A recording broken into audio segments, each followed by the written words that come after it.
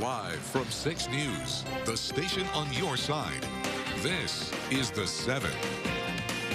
Good evening, I'm Bo Williams, and welcome to The 7. Let's get a look at the big 7 stories that are happening right now. And topping the list for us tonight, a look inside a place that people around Knoxville have waited years to see.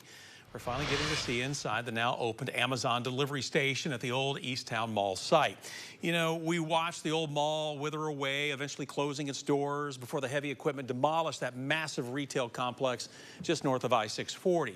The plans were first announced in 2021, and we followed as something new was built where the mall once stood, a facility that seemed for quite a while to just be sitting there unused.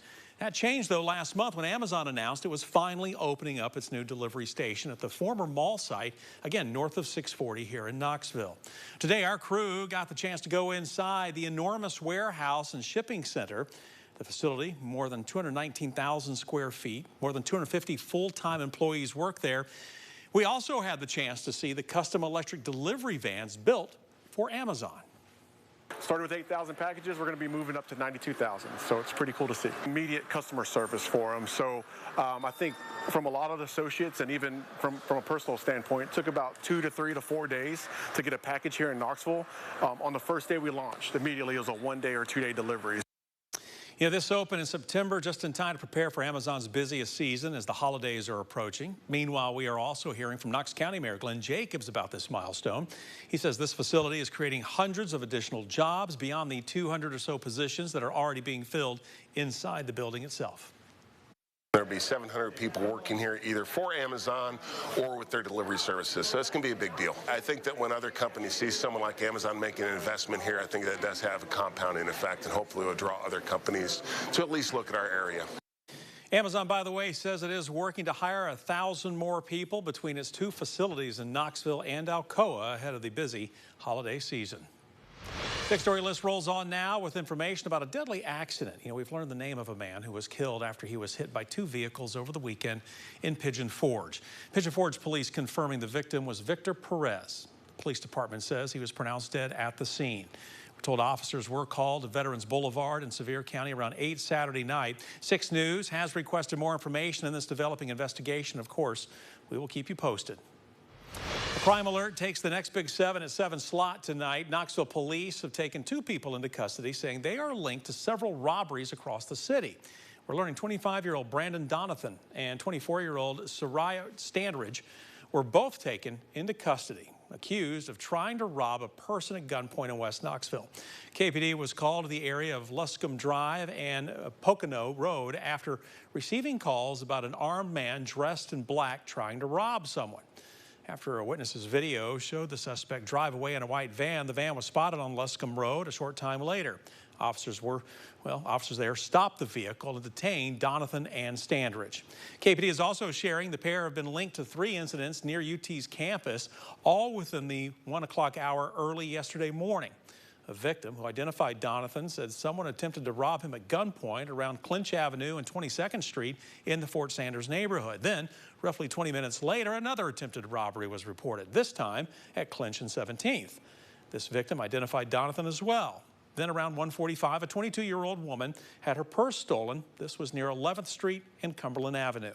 We're told both suspects have been charged with attempted aggravated robbery for the Luscombe incident. Donathan is also charged with additional counts of robbery, attempted robbery, and being in possession of a firearm during the commission of a dangerous felony.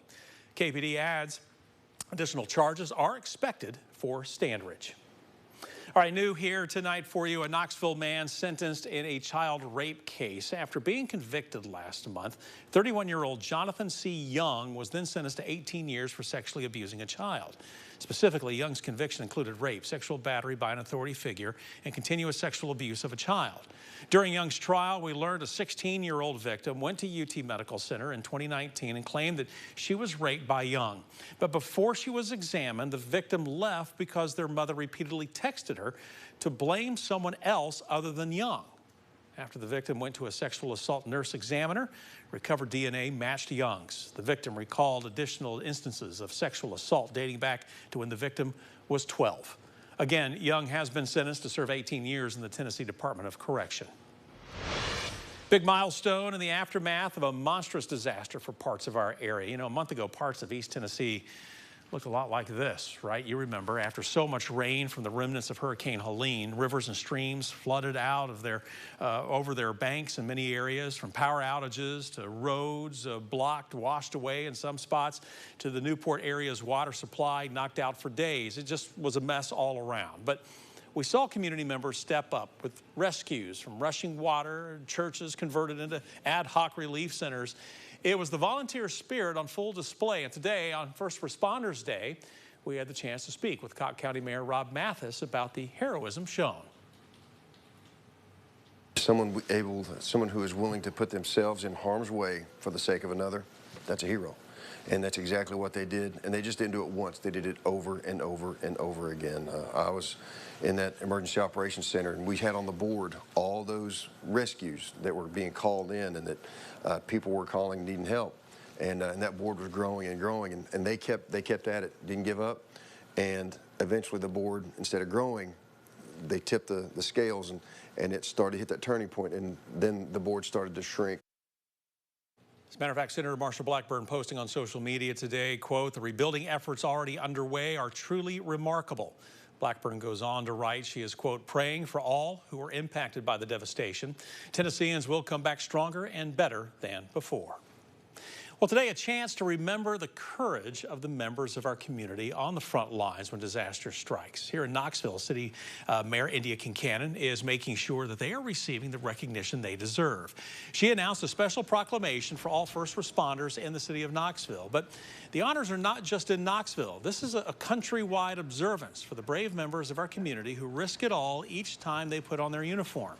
Here in Knoxville, their bravery was put to the test when the lives of more than 1,000 residents were at risk. It was just a few weeks ago when KPD, KFD, KEMA, KCSO, and others ran toward danger after explosives were found in our city. This was a shining example of the bravery and sacrifice of our first responders, as first responders are the backbone of community safety and well-being. We should also point out that bomb squad members from as far as many different locations were also on hand today.